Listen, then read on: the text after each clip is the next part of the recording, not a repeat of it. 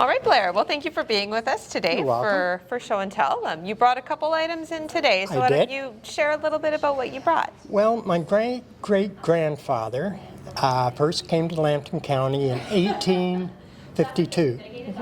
And he came with his brother. What was his name? His name was George Sturrett. Okay. And his brother was John, and they settled in Kamlaki in 1852. And one brought a loom from Scotland because of the potato famine. Scotland got hit, not only Ireland. And they left Scotland in 1849. And they both came first to Kingston, then to London, then to Kamlaki. Okay.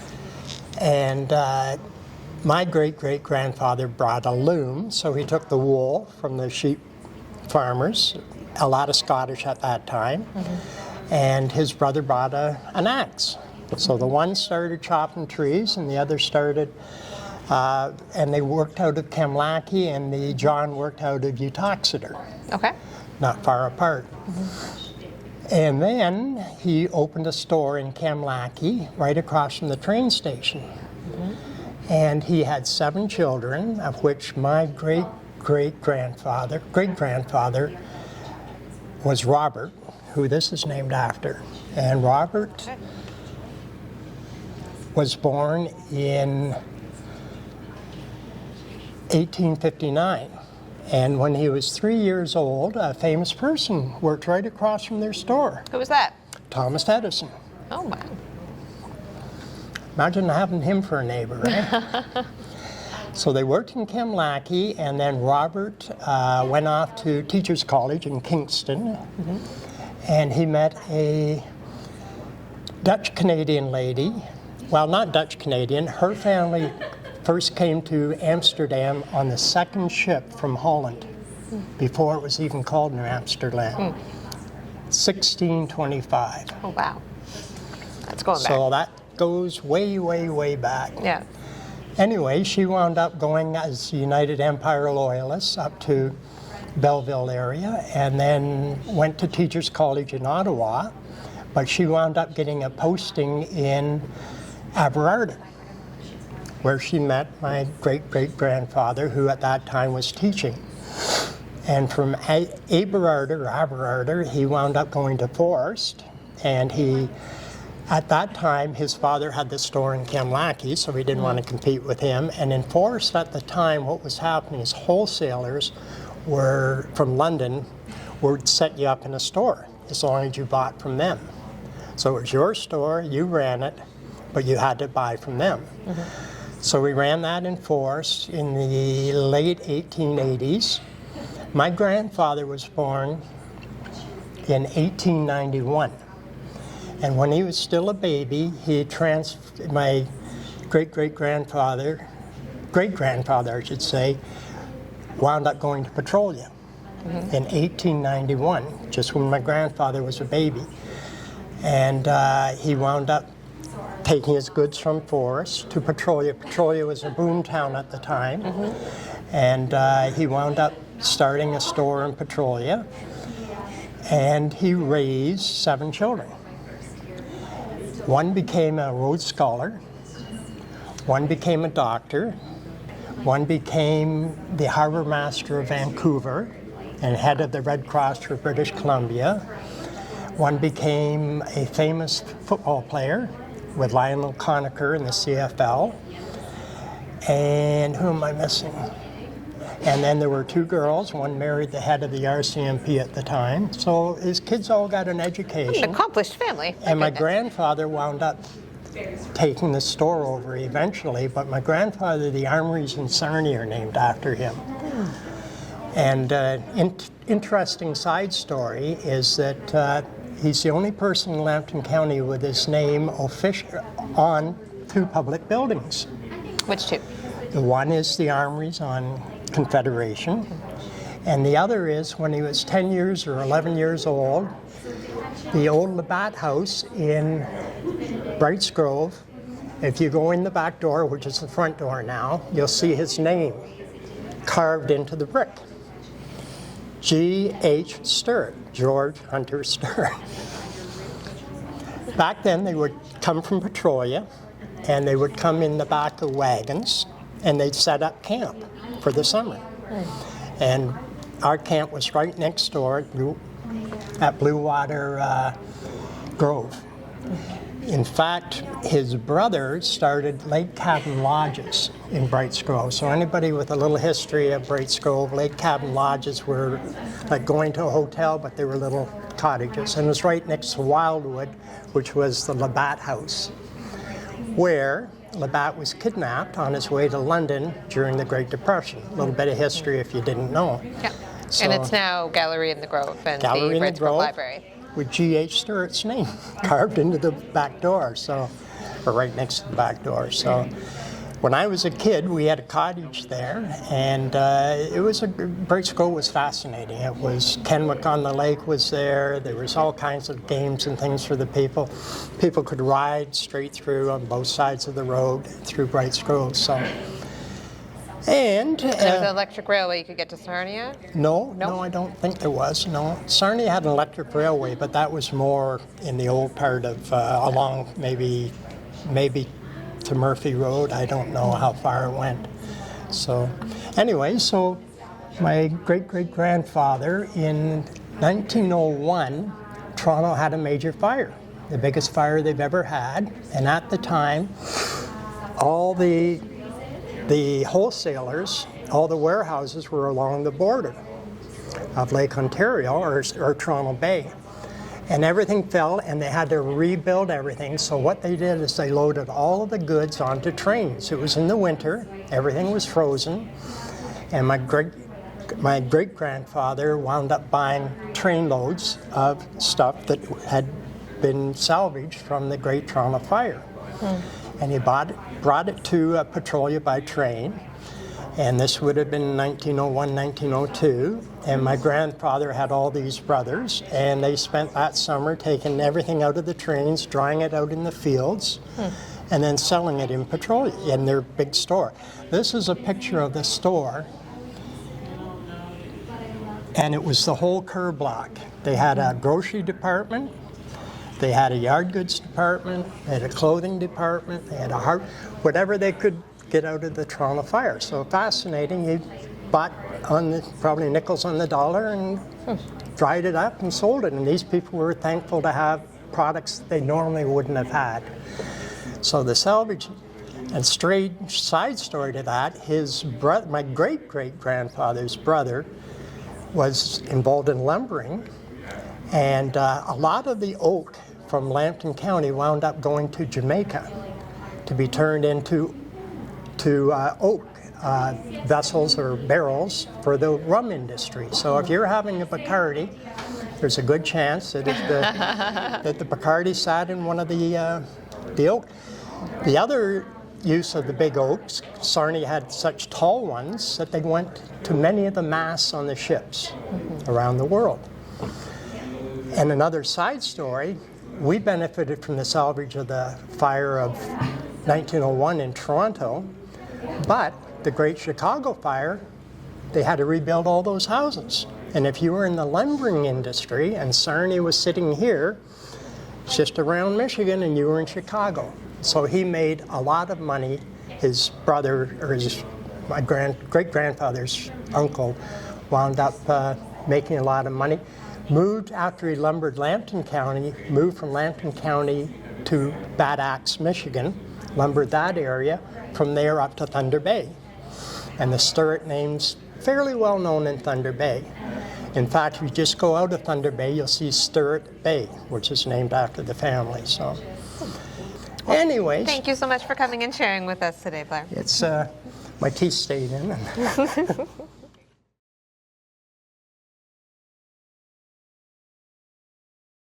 What's your name? And I'm Carol Voir, nice to meet you, Carol. and I was from the Simpson family that lived on LaSalle Line, and it was my ancestors that helped to start Burns United Church, and it started out as a Presbyterian church, and then it went Methodist, and now it's United. And it was United. Now it doesn't exist anymore.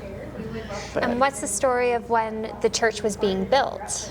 well, first cousins, the Hawseys and the Simpsons, and there was the Milligans and a couple of other families, and they all decided that it was time they had a church in their area, that because it's quite a ways to walk into town. And so they got together and they hired an architect from Montreal, and he mailed them back the plans for the church. And they all took a look at it, and as they said, they were all farmers. They couldn't read it. They didn't understand the plans at all. So they sent the plans back to the architect in Montreal, and he sent them back a little model. And they took a look at the model, they took it apart several times, and they put it back together again, and then they built the church. Oh my goodness. Yeah, so it, And what about the manse associated with the church? well, the church itself was on Hawsey land, and they donated the land for the church, and the manse was donated by the Simpson family. Okay. And was the Simpson family involved in the building of that building Yes. as well? Yes. Very And cool. Now I my noticed. great-grandfather was the choir director there for many, many years. Oh wow. So very deep family history with that Yes, church. I was going to bring his pocket watch that they gave him, but I forgot it.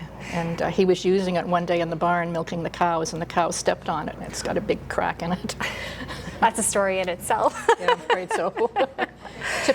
Typical farmer, right? And yes, certainly. And in the book, you also have McGilvery's in Yes. your scrapbook. How are they related? It was a McGilvery that married into the Simpson line. That would be my Okay. grandmother. Yeah. Wow. Yes. And And they came from Van Leek Hill to Sarnia. And my grandmother was quite young when they came here. They came by train to London, and then they took the stagecoach to Sarnia. And Yeah. you know a lot about your family history, so you've been researching for quite a while. They talked quite a bit about the past. It's something that Yeah. we appreciate, and sometimes we don't know how much we appreciate it until we don't hear it anymore. I hear that quite a suppose, bit yeah. at the Yeah. archives. Yeah, life centered around the church back then. Yeah. Very much so, yeah. And my dad was at the church quite a bit. He used to hide up in the tower and read up in there. And he could look out and see if his father was looking for him. And then he could run out back to the field. I was under the tree or behind the tree or whatever. And yeah, Get back to work. Daddy wouldn't see him. Yeah, get back to work, yeah. Because the church was very close. And that's a pretty tall tower on the church, too. Yeah, yeah. He had a good view, he said. Well, I bet he did. Yeah, he did. I bet you there'd be a good photo or two up there if he had a Yeah. camera. I don't think, no, they wouldn't have that back then. That's no. true. Too bad. I know. Yeah. And you have a lot of other photos, a lot Yes. of tin types in here too, which are Yes. identified. So that's pretty fantastic. We don't get that a lot Don't at the you? archives. A And lot there's- of men with big beards Yes. and leg there's- of mutton sleeves on the ladies. Yes. There's such an old style of photo too. It is, yes, it is. A lot of 1800s. And they're not that faded. A lot of them they're fade away. Yeah. pristine. And even one still has a frame, a nice frame Yes, around it, yeah. which is very special. Oh, really? That's very uncommon. Oh. Especially, usually they would come in a case, a little frame like the one you have, or Mm-hmm. Yeah. in a paper sleeve. Oh, And it's okay. very, very rare to get any of those Oh. because especially the paper sleeve degrades so quickly. Yes, they And do. then even the frame and the case, like the hinges break and the metal deteriorates. So that's Okay, really, I really... didn't realize that. Yeah. I've just always had them. So you got great job of preserving Thank them. you. Thank you. It was fun to do, and it's nice to look at. Yeah. It's nice to treasure. Yes. Yes, it is a treasure. And I want to bring one more book, if that's okay. Sure. Because you started mentioning, The Milligan family. yes, the Plank Road. Yeah. Yes, he wrote that in the mid-'60s. He's a cousin. Like I said, the Milligans, the Simpsons, and the Hawseys married three sisters from Middlesex, three Galloway girls Oh, cool. from Ireland. Yeah. So there's a lot of old pictures in here. There's a lot of pictures of the harvest in there too, of the equipment and the horses. Oh, the old threshing machines. Yep, and the old things threshing like machine, that. yeah. Yeah. And when they started to build the plank road, a lot of the men would board with the Milligans because they were very close to the plank. They were, yeah, very, very close. They were the first farm off the line. Oh my gosh. So he goes into great detail about the cost, Yep. how much they got for the men to stay with them, how much it cost to build the road, different parts of the road, exactly how they built it. And the deeds in here too. And that's the deed for the Milligan land, yes. So from 1851 That's very special. A nice copy. I see you marked the pages. Yeah, I did, just certain pictures. Certain ones I'm not sure. I should have done them. Shift gears a little bit Yes, here. these are just the houses, the different houses they had. There were 3 different houses on the lot. This, I think that one talks about, Help pay expenses in building the road. 2 toll gates. yeah, they were. It talks quite a bit about it. How big the holes were for it, and what they put down exactly, how deep they made it, and how big the augers were. I think that's really cool. I recently came across, actually for an old schoolhouse, and it literally had the height of each fence post, how deep it was supposed to be dug, how wide they were supposed to be apart, what type of nails were affixing to each one. Yeah. So And more pictures of it's almost burns like there. you could build it after reading it. So those are more pictures of burns there. But like I said, they talk quite a bit about the plank. And so those would be the first 2. David That's and the Galloway Isabella. girl, one of the Galloway girls. Yeah. Another picture of the family up there. Yeah. And who compiled this book? This would have been Cecil Milligan. Okay. Yeah, he did this in the mid-60s, I think it was. He was elderly gentleman then. And yeah, see, 2 male teachers, $2.50 per week. What's their salary? And their salary was $300. Oh my goodness. Yeah. And that would have been 1896. Yeah. Wow. That's good money for 1896. Yeah, sure. Yeah. 10 So cents for 2 hours of work in winter. But only a nickel if no fire was needed. Yeah. It's quite an interesting read, really. That is so neat. He's quite interesting, yeah. And like I said, he goes into very extensive detail on things. Yeah. That is a great memory. Talks about the weather. So now you've got the Crocker brothers threshers. 2 pictures of them with the people that had to work it. Yep. Yeah. Reminds me of the old machines, reminds me of some of my family photos. Some more. And cows and the horses. Oh, and a dog. Oh, yeah. Yeah. So he talks about quite a few things, really. He had quite a good memory. When they talk about the big blizzard in '65, so it goes all the way up to '65. I heard about that blizzard. My mom regaled me with stories Yeah. about that one. So in 1899, a cord of wood was $1, and hard coal was $7 a ton. Oh my gosh. So, what a deal, eh? Yeah. Wow. So, like I said, he goes into great detail on everything. He does. This is literally a day by day what life was like during that Yep. time almost. And he talks about his family, talks about the cost of hospitals, medical service. You paid $1.50 a day while you were in there. Oh my gosh. It goes back quite a while. Wow. Yeah.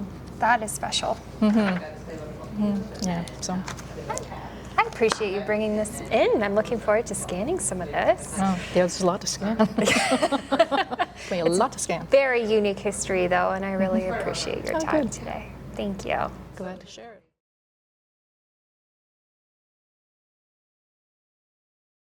Well, thanks for being here today, Brian, at our show and tell. You've got some items from Sarnia's music history to share with us today. Yeah. So could you just tell us a little bit about kind of how you got involved in music? Just watching other players from a young age just got me interested in a friend of mine, or a friend of my brother's actually, brought me over a bass drum with no foot pedal, a snare, and a little 6-inch cymbal. And the kick drum, the bass drum, I turned on its side and used it like a floor tom, and then the snare and the little cymbal attached to the kick drum. So you were talking about Rose Gardens earlier. I would watch the drummers at Rose Gardens and see what they were doing. Then I'd go home and learn beats, taught myself beats. And then shortly after that, my brother said his girlfriend's brother was in a band looking for a drummer.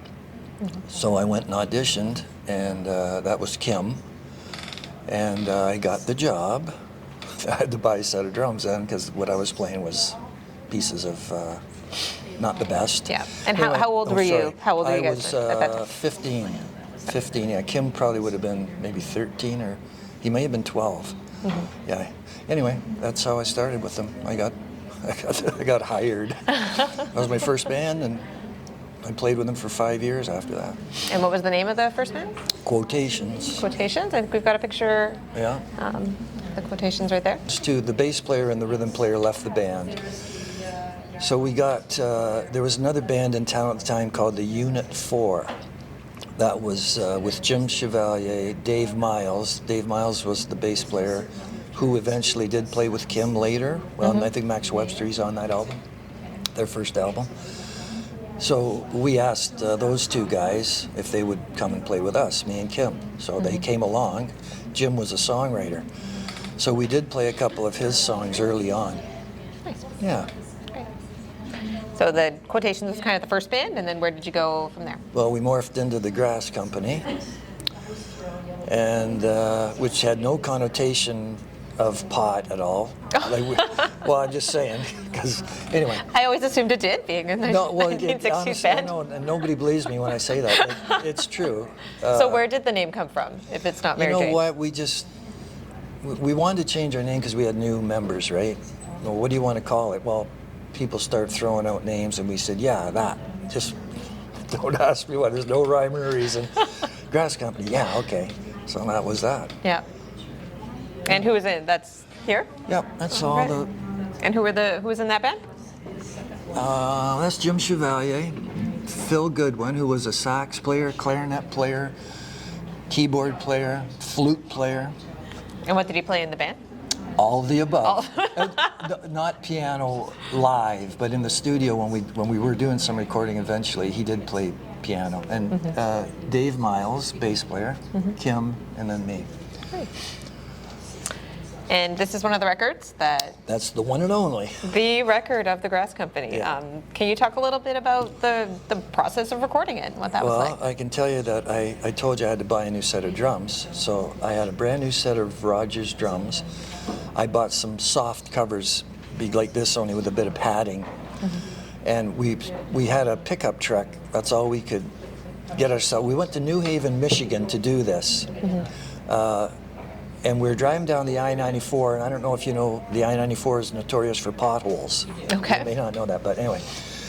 I'm in the seat, the passenger seat, and we're driving down the I-94, and we hit a bump, a pothole, and my snare drum, in its little flimsy carrying case, I could see it in the rear view mirror pop out of the back of and bounce down the I-94. Anyways, we got there, New Haven, Michigan, and we just set up and just started going over the two songs, which are Jim's originals.